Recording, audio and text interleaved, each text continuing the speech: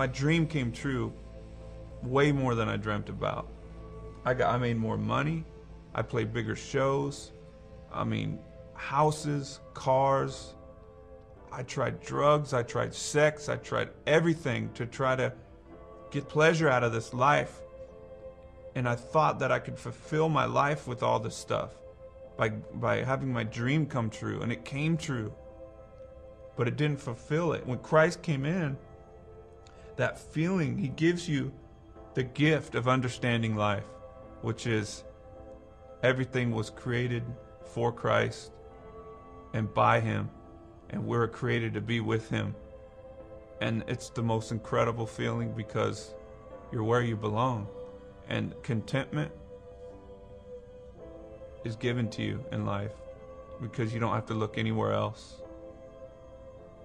And you're exactly where you need to be. And the question about life is answered.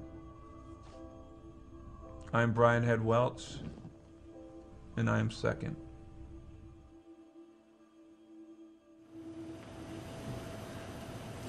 He says, I am second because he's meaning God is first. I want you to close your eyes for just a second. I know I pray I don't have anybody in here that's that hooked, that addicted to drugs and alcohol. But there's other things in your life and you're saying, you know what, there's just things I'm not willing to give up. There's things that I'm willing to, I want to hold on to. I want to be able to do what I want to do. I want to be able to go and do and say and be who I want to say and be and do. You want all these things, but you need to understand one thing. You've got to become second to God. The problem with our society, the problem with kids, even my age and younger, is that we begin to believe that we are above everything else. That it's okay to do what we want to do, and we don't have to listen to anybody. We don't have to listen to authority. It's cool to go against authority. But you know what? It's not cool when it costs you your life. When it costs everything that you hold dear, when it costs your friends, when it costs your family, when it costs your life, when it costs happiness. What is the point? What is it?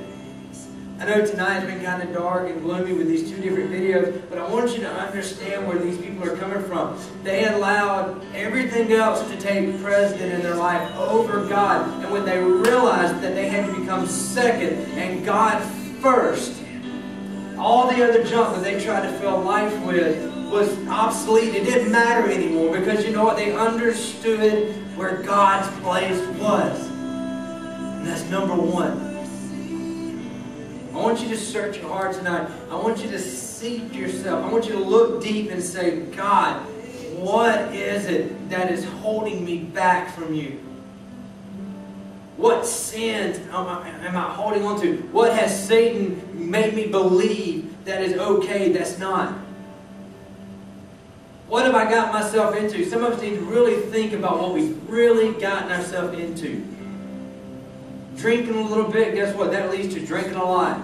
Because it takes more and more of a substance to fulfill that earning and that desire once you get addicted to it. Addiction is sin because it's something that takes complete precedence over God, because you don't worry about God anymore. You want what you want. You want those things that you shouldn't have.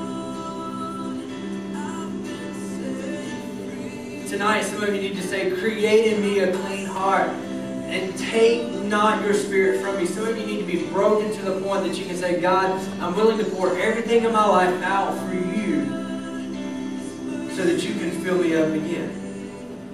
Some of you know you're wrong. Some of you know you're doing things you shouldn't be doing. You know that you're not living for God. So let me explain something to you. Sin is not just drinking and having sex and smoking and doing all this other junk. Sin is just practically not living for God. Life apart from God is sin. Period.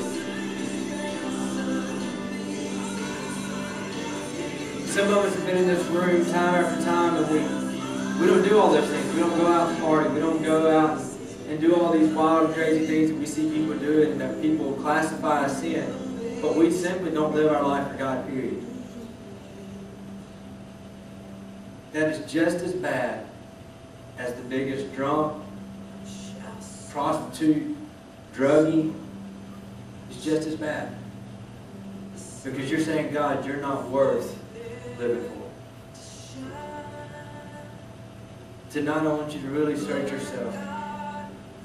Because it's all about grace. You've not gone too far. You've not done too much. You've not disobeyed Him too much. You've not done too many wrong things. You never could. The whole time He's standing there. You know what's funny about Adam and Eve is they stood in the garden and they sinned. They'd done things and God still came back calling their name. At the lowest part of my life, God still called my name. Some of you think you've hit rock bottom and you don't realize it, and you're wondering why you feel empty. It's because you're apart from God. You're not living it. You're not doing the things you're supposed to be doing. Every head is bowed, every eye is closed. There's no one looking around.